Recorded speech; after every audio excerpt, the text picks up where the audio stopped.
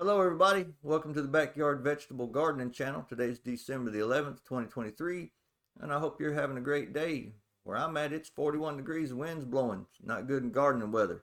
I was thinking about going outside and checking what was under the polytunnel. Then I got to thinking to myself, I'll do that when it warms up. Well, didn't get the chance. During the work day, things come up and go, and don't get to go to the garden like we want to. Got to work, pay the bills.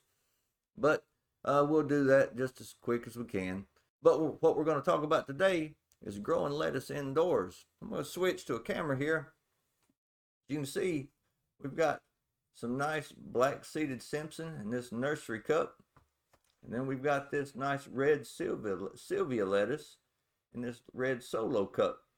And I tell you, we got to growing in these solo cups after we did a little experiment with our seed starting. And it worked out so good, we just started growing in them, and it worked even better than we could have hoped. If you look in this nursery cup here, they come just like that, holes in the bottom.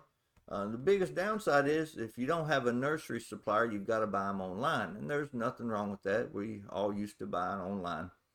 But the truth be told, I didn't like the way they worked anyway, because they didn't have no holes on the side.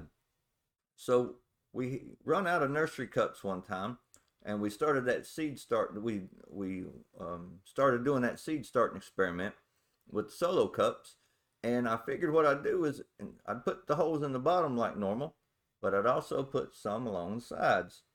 And the reason for that is it takes up water better. And when you're growing in a little bitty container, it's just like any other container. You have to water them more. Well, the smaller your container, the bigger your plant, the more it needs to be watered.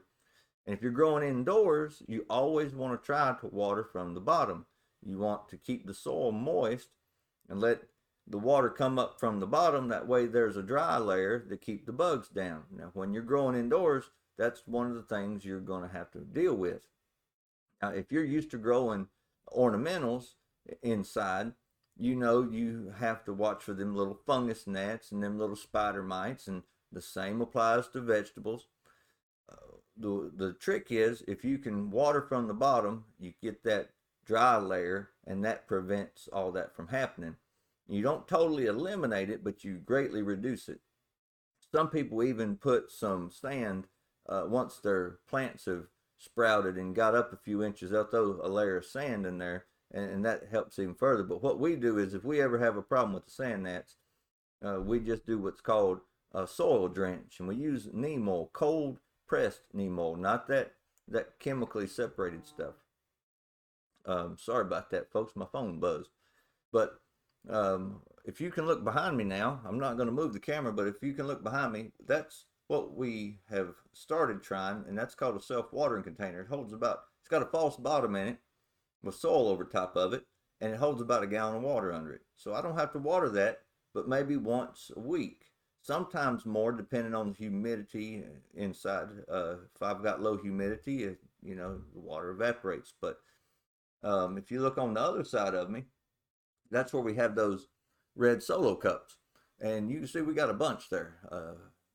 I don't know right off, but we've probably got 20 in the solo cups, and then we've got some more in them nursery cups, and then the self-watering garden. So we've probably got about 40 lettuce plants growing, and we've already harvested twice.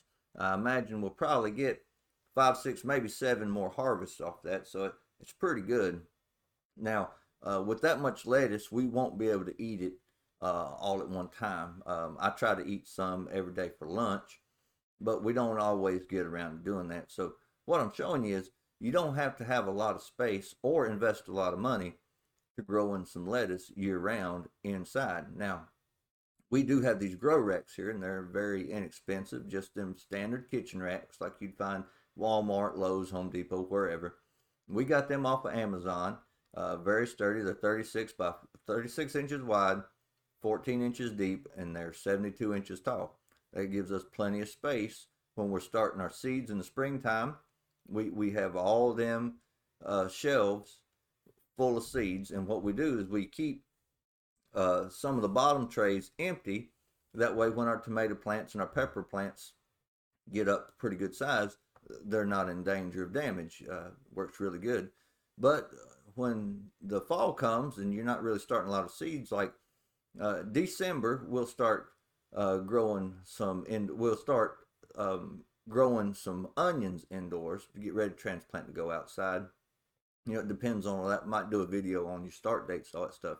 But when you start growing inside, what's important is that you can get to everything easy. So as you can see with the rack system, everything is really easily accessible. I can water it, I can tend to the plants, I can harvest it. But if you don't have something like that, a good sunny windowsill will do just fine. Now, what I will recommend if you are going to do inside is invest in these nice sturdy trays here, these 10 by 20 trays. For the first couple of years we started gardening, we'd use them cheap trays like you can get anywhere, and they're just flimsy and they tear and they fall apart. But the biggest issue I had was when you load them up with these nursery cups and then you fill it with water and you try to move that thing around, the last thing you want to do is have that thing rip. And they're flimsy as it is, so you're trying to hold them. And what we did is we went to these trays. You won't go wrong by investing in them. I don't remember which brand these are right here, but we've bought several orders of them and we were very pleased with them. But guys, I just want to come to you and tell you, you don't have to let the winter blues get you down. You can grow you some good winter greens. You can grow you some good greens all winter long. Very little cost, very little effort, and is surely to brighten up your day. So anyway, guys, it's been fun. Hope you had a great day. We'll see you on the next one.